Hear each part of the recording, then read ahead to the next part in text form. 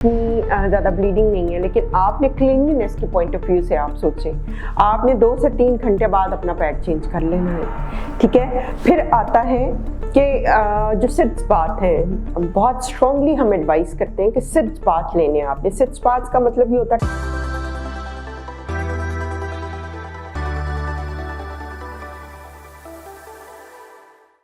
अस्सलाम वालेकुम, मेरा नाम डॉक्टर तंजीला रहमान है और मैं कंसल्टेंट ऑब्स्टेट्रिशियन हूँ। और आए दिन नॉर्मल डिलीवरीज होती हैं। ऑल्दो आपको लगेगा कि डॉक्टर साहब आप कहाँ नॉर्मल डिलीवरियाँ होती हैं, लेकिन नॉर्मल डिलीवरीज होती हैं स्टिल। तो नॉर्मल डिलीवरी के बाद जो छोटा ऑपरेशन हुआ होता है उसकी केयर के बारे में आज आपको बताऊंगी।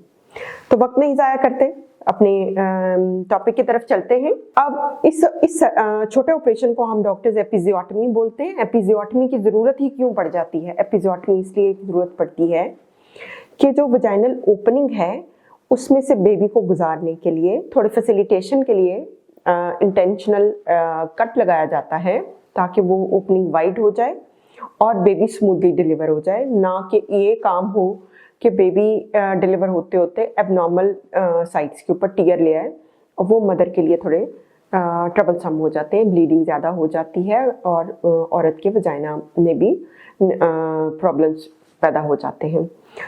सो इस एपिजियोटमी के साथ फीमेल की एनाटमी जो है या उसकी साख जो है वो कायम रहती है और उन्हें लेटर ऑन लाइफ में कम प्रॉब्लम्स होते हैं। इनको हम यूजुअली छोटे ऑपरेशन जब करते हैं तो जो इंटरनल स्टिचेस सारे होते हैं वो एब्जॉर्बेबल सूचर्स के होते हैं, जिससे मेरी मुराद ये कि वो खुद ही घुल जाएंगे। और जो स्किन के ऊपर भी लगे हुए होते हैं सूचर वो भी एब्जॉर्बेबल होते हैं, वो भी खुद ही घुल जाते हैं। अब ये इस ऑपरेशन की सिचुएशन ऐसी है कि जो यूट्रस छोटी हो रही होती है उसमें से ब्लीडिंग निकलती है, सारा डिस्चार्ज निकलता है जिसको हम लोकिया बोलते हैं, वो भी सारा स्टिचेस के ऊपर लगता है। फिर करीब ही एनस पड़ा हुआ होता है, वहाँ जब बावल मूवमेंट होती है तो पखाने की भी सारी गंदगी अटैच हो जाती है। तो इसकी सफाई और इसकी केयर थोड़ी डिफरेंट है आम किसी भी ज़ख्म से। आम कोई भी ज़ख्म होता है पट्टी लगाते हैं पाइडिन के साथ और दवाइयाँ खाते हैं, ठीक हो जाते हैं, लेकिन इसकी थोड़ी केयर करनी पड़ती है। इसमें स्टेप बाय स्टेप आपको बताती हूँ। पहली बात ये है कि जब आपकी डिलीवरी हो जाए उसके बाद आप जल्द ही 2-3 घंटों में ही या विदिन 24 आवर्स आइस पैक्स रखें अपने जख्म के ऊपर। आइस पैक्स के साथ जो स्वेलिंग है, इन्फ्लेमेशन है, वो कम हो जाती है, इससे पेन भी कम होती है और हीलिंग में भी हेल्प मिलती है। ठीक है, और उसके बाद जो आपने अपने करना है वो इस तरह करना है कि क्लीनिंग सबसे पहले आती है। क्लीनिंग के लिए आपको एडवाइस दूंगी कि जब भी आपने वॉशरूम जाना है फॉर यूरिनेशन और बावल मूवमेंट तो आपने थॉरोली अपने वुंड को क्लीन करना है।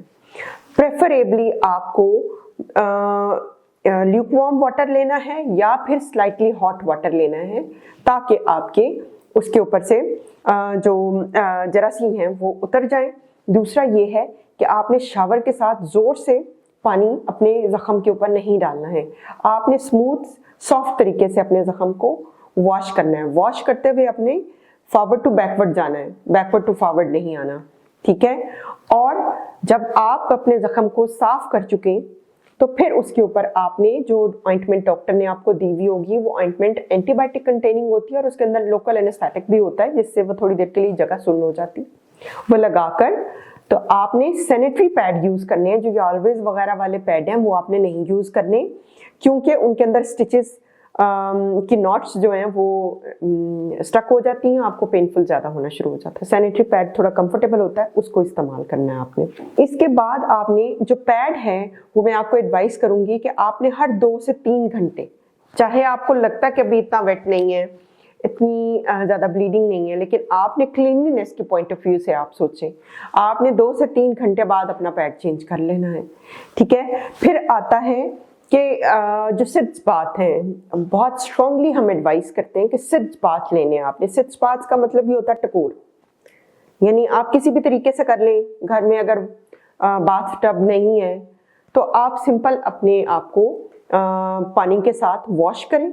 उसमें आपको पायोडीन, नमक, डिटोल कुछ भी डालने की ज़रूरत नहीं है। दिन में 3 से 4 दफ़ा आप गर्म पानी में बाथ टब में बैठ सकती हैं या फिर वॉश कर सकती हैं 2 से 3 मिनट 5 मिनट के लिए आप उसके ऊपर पानी नीम गर्म अपने जख्म के ऊपर गिराती रहें, उससे क्लीनिनेस भी हो जाएगी और आपकी सूजन इन्फ्लेमेशन भी कम हो जाएगी और हीलिंग बड़ी एक्सपर्टाइज होती है। It's a wonderful thing.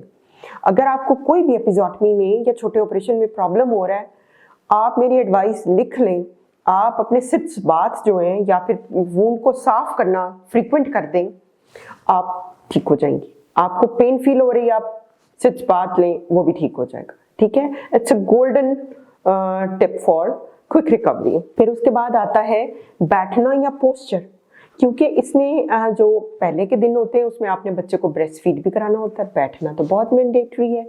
तो आप बजाय इसके कि बेड पे अनकंफर्टेबल बैठें, आई एडवाइस यू कि आप सोफे पे बैठें घर में या चेयर पे, व्हाटएवर जो भी अवेलेबल है, उस पर अपने पीछे भी एक तकिया रखें, एक तकिया गोद में भी रखें ताकि बच्चे को तकिए के ऊपर डाल के तो फिर आप ब्रेस्ट फीड कराएं, आपके मसल पुल ना हो। और घबराएं नहीं, दोनं बटक्स के ऊपर आपने बैठना है, आपने टिल्ट करके अपने आप को नहीं बैठना, उससे आपको बैक एक शुरू हो जाती है और आपकी जो पट्टे हैं वो उनमें भी अकड़ाहट आ जाती है।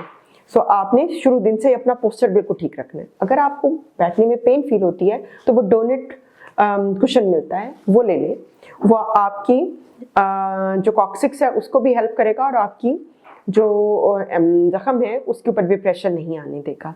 ठीक है, उसके बाद मेडिकेशन है जो डॉक्टर्स आपको देते हैं, यूजुअली एंटीबायोटिक्स होती हैं, पेन किलर्स होते हैं, मल्टीविटामिन, कैल्शियम होती है। एंटीबायोटिक अटमोस्ट इम्पॉर्टेंट है, वो आपने लाजमी लेनी है। पेन किलर भी लेके रखें, वेट ना करें कि आपको दर्द होगी तो ले लेंगे। 10 दिन आप पेन किलर अपने आप को दे के रखें, अपने आप को ओवर एग्जर्ट ना करें। और 10 दिनों में आपके जो एपिजियोटमी स्टिचेस हैं they are suppose to heal. हम ये समझते हैं कि उनका वो बिल्कुल खत्म हो जाते हैं। हाँ, थोड़ा बहुत भारीनेस, पेन और वो सब कुछ आपको फील हो सकता है।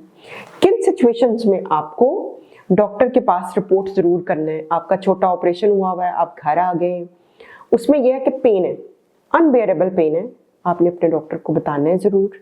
या फिर आपको स्वेलिंग फील होना शुरू हो जाती है। स्वेलिंग पस की वजह से भी हो सकती है, उसके अंदर ब्लड भी हो सकता है, इसमें भी आपने बताना है। या फिर आपको बुखार रहना शुरू हो गया और जो लोकिया है या फिर जो ब्लीडिंग है जो कि पिंकिश हो जाती है कुछ दिन बाद, उसमें से स्मेल आना शुरू हो गई है, तो आप अपने डॉक्टर को ज़रूर रिपोर्ट करें और उनको जाके दिखाएं अपना ज़ख्म और मेरी इन टिप्स पे अमल करें। आपका जो छोटा ऑपरेशन है वो बहुत क्विकली हील कर जाएगा और आपको इसमें तकलीफ नहीं होगी। Thank you.